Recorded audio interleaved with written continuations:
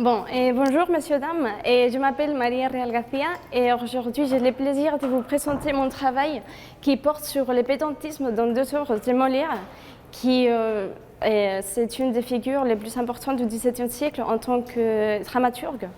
Et donc les œuvres dont je vais parler, c'est d'une part Les bourgeois gentilshommes qui fait partie des lectures du cours, et d'autre part, les femmes savantes qui m'ont permis toutes les deux de voir comment le pédantisme est montré et comment Molière s'en sert pour ridiculiser l'homme et la société aussi, mais pas toutes, mais quelques-uns, surtout les pédants en fait. Pour ce faire, je me suis appuyée sur la thématologie, qui, comme vous savez déjà, c'est la science qui étudie les termes qui se répètent à travers les motifs et les symboles.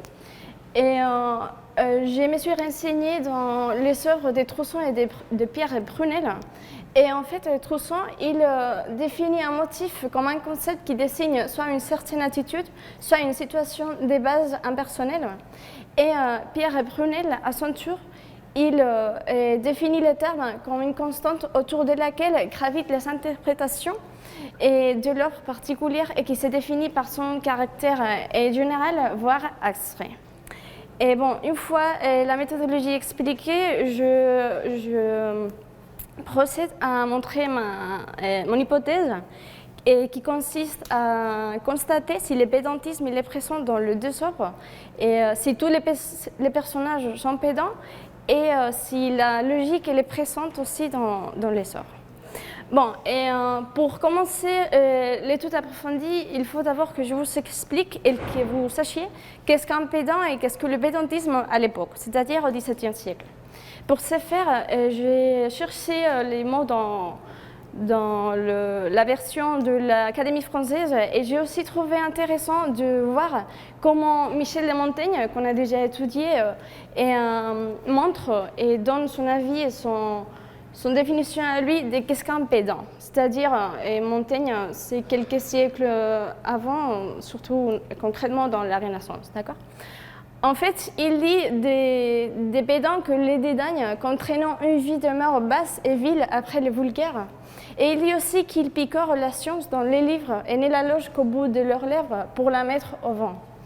Et ainsi, on peut voir que déjà les pédants, ils vont avoir des mœurs plus bas et plus viles, c'est-à-dire du reste de la société. Ils ne vont pas être si humbles.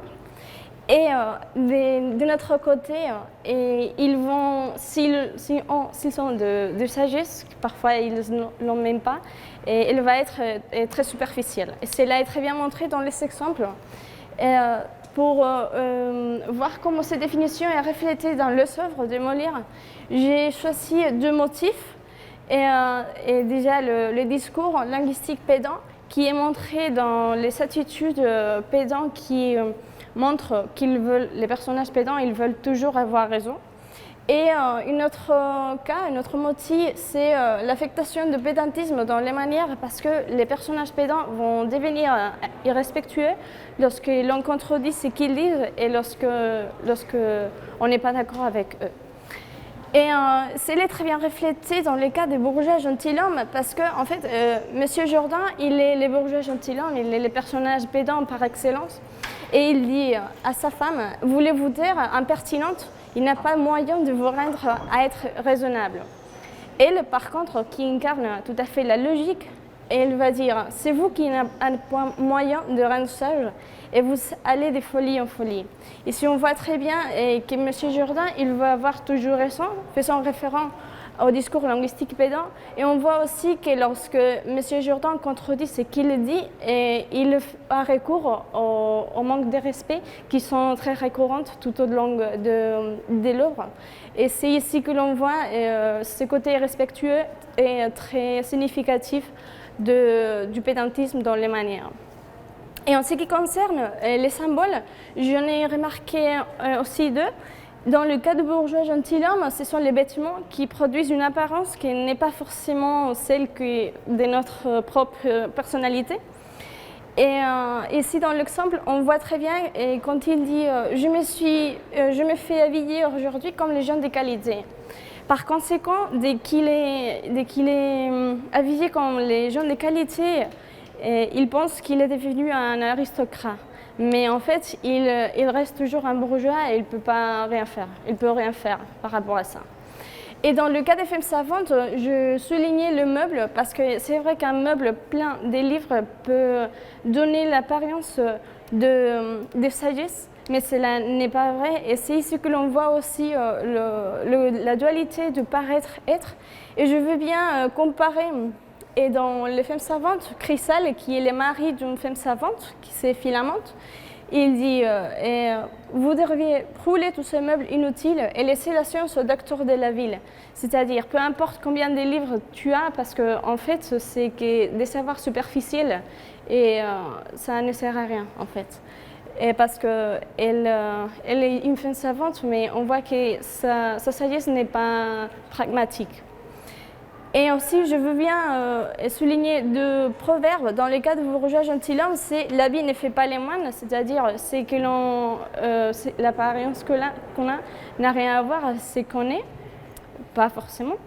Et dans le cas des femmes savantes, c'est-à-dire que le savoir ne prend pas de place, parce qu'en fait, peu importe combien de livres, mais que la sagesse doit être à l'intérieur, c'est-à-dire dans notre tête et dans notre cerveau. Et aussi, pour conclure, je veux bien revenir à l'hypothèse parce qu'on a vu déjà que le pédantisme est présent dans le désordre, que pas tous les personnages sont pédants, c'est-à-dire tous les personnages ne sont pas pédants, mais que par exemple, Madame Jourdain est dans ce cas-ci Chrysale, et ils incarnent la logique. Et aussi, on a vu que les attitudes venteuses et les conflits verbaux amènent aux personnages pédants à se montrer d'une façon très ridiculisée. Et c'est à travers ça que Molière il critique la société et la rendre ridicule. Et j'espère que cela vous a plu. Si vous avez des questions, je vous en prie, n'hésitez pas. Et merci de votre attention.